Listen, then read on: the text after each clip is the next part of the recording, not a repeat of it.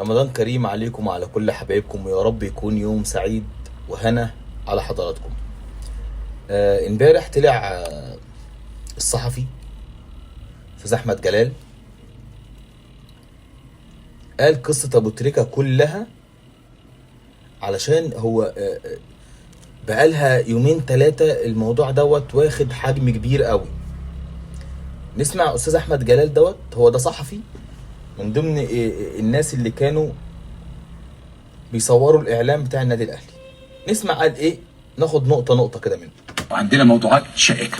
هبدا بالبرومو الشيك جدا اللي تقدم بيه استاد النادي الاهلي الجديد، واللي كانت المفاجاه فيه عوده نجم بحجم ابو تريكه ليتصدر الاعلان ما بين مؤيد وما بين معارض. عندك كواليس كتيره في الموضوع ده اكيد، وتفاصيل اشراك ابو تريكه في هذا البرومو. طيب رقم واحد عشان بس الناس ما تفسرهاش اهلي وزمالك. للاسف بعض الناس حبت تاخدها في هذا المنحنى الغريب جدا، ولقيت حملات هجوم، اصل ده حمزه، اصل ده كذا، اصل ده طب واحده واحده. رقم واحد، كل كلمه هنقولها هنا يا دكتور نحن مسؤولون عنها تماما. عايزين نركز في اول حاجه هيقولها استاذ احمد جلال. قبل ان يغادر كرو التصوير ويطلع على متن الطائره اللي راح الدوحه، واخد موافقه كل الجهات المختصه بالتصوير مع ابو تريكه. تاني، اول حاجه قبل ما الكرو بتاع التصوير ياخد بعضه ويطلع على مطار القاهره وياخد الطياره ويسافر، هو خد كل الموافقه الكامله من كل الجهات الامنيه. تمام.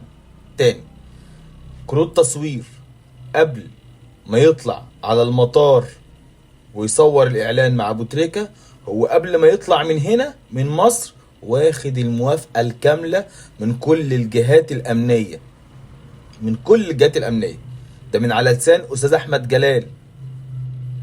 تاني، قبل ان يرتاد كرو التصوير طائرة الدوحة من مطار القاهرة، واخد كل الموافقات من كل الجهات بالتصوير مع محمد ابو تريكة. عشان بس ايه، قولا واحدا ما حدش يقعد يزايد على الكلام. تمام. ده رقم واحد. رقم اتنين، لما راحوا هناك بدأت المفاوضات. طيب خلصنا كده رقم واحد، نخش على رقم اتنين. التفاوض المادي مع ابو تريكة. التفاوض المادي مع ابو تريكة. تعال نشوف ابو تريكة قال ايه. تاخد كام يا ابو تريكة؟ كان الرد واضح وصريح. الاول هو البرومو المشاركين فيه واخدين مقابل؟ طبعا يعني ان كل حد واخد فلوسه. طب تاخد كام يا ابو تريكة؟ ابو تريكة قال مباشرة ما حدش يفاصلني عن حاجة تخص النادي الاهلي. انا اعمل اي حاجة عشان خاطر الاهلي وعشان خاطر استاد الاهلي اللي هو حلم كل جماهير النادي الاهلي وحلم الكابتن محمود الخطيب. هو ابو تريكة خد فلوس. ابو تريكة خد فلوس، بس كان كلامه كالآتي بالظبط. هو رفض النقاش في تفاصيل مادية.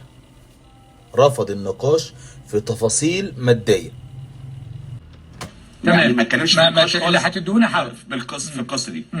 اثناء التصوير ابو تريكة بكى اكثر من مره وقال لهم يعني انا مصر وحشتني ونفسي النهارده قبل بكره ارجع مصر. يعني كان مؤثر جدا الموقف. حتى بعض الزملاء كانوا بيحكوا لي قالوا لي يعني لا تتخيل قد ايه ابو تريكة نفسه النهارده قبل بكره، لان هو كان بيتكلم عن الاهلي بفخر وبصدق ويعني بنيه خالصه، يعني فان هو يعني عايز يرجع مصر، وهو بالفعل عايز يرجع في اقرب وقت يعني ده على حسب الظروف. لكن تعالى بقى للنقطه المهمه. النقطة بقى اللي احنا كلنا بنتكلم عليها، هل ابو تريكة مدان؟ هل ابو تريكة عليه حكم قضائي؟ هل ابو تريكة ارهابي؟ هل ابو تريكة حاجات كتير بنقولها، مش احنا اللي بنقول، ده مين اللي بيقول؟ استاذ احمد جلال برضو. تعال نسمع كده استاذ احمد جلال. ابو تريكة. تعال بقى للقصه من ناحيه القانونيه انا سالت اكتر من حد. وايه الامانه؟ اولا يعني من الناحيه القانونيه هذا الرجل ليس مدانا باي حكم قضائي. انا ده يعني خدته من اكثر من حد، ومنهم يعني استاذ العاضي اللي هو الموجود في لجنه العفو الرئاسي. ثم قالوا انه ممكن يبقى على القوائم. ايا كان القوائم، هذا وفقا لاساتذه القانون الجنائي هذا قرار وليس حكما، وهذا قرار احترازي. وعلى فكره تم مراجعه. طيب احنا عايزين بس نوضح الكلام، عشان في كلام ما بين الاقواس كده لازم نوضحه. هو يعني ايه قرار احترازي لكن ليس مدانا؟ طيب هو قرار احترازي ده معناه يعني قرار تأميني، قرار تأميني بيحذر فيها، لكن هو مش مدان، هو مش مدان. تمام؟ وضحنا؟ هذه القائمه اكثر من مره، وتم رفع اسماء كثيره جدا منها اكثر من مره. هو انا وبتريكا ثم يعني قامت النيابه العامه بدورها الطبيعي انها بتطعن على القرار، وهذا المره المليار هذا قرار احترازي. اذا كان احنا بنقول المتهم بريء حتى تثبت ادانته، الرجل ليس متهما ولكنه مدرج على قرار او على قوائم وفقا لقرار احترازي. تمام. حتى الان لم يثبت ضد الرجل اي مشكله قانونيه او اي قضيه، او لم يتم ادراج اسمه في اي قضيه جنائيه تتعلق بهذا الامر. فاحنا عمالين نتكلم، الناس يعني بقى عندها نوع من التشويش. انا هنا لا لست متعاطفا مع احد، انا بقول الامور وضحت قدام حضراتكم. خلينا نخرج من موضوع الاعلان. ابو تريكة ما ينفعش يعمل الاعلان، ابو تريكة ارهابي، لا ابو تريكة عليه مشاكل، لا ابو تريكة وحش، ابو تريكة حلو. خلينا نخرج من الموضوع ده بقى.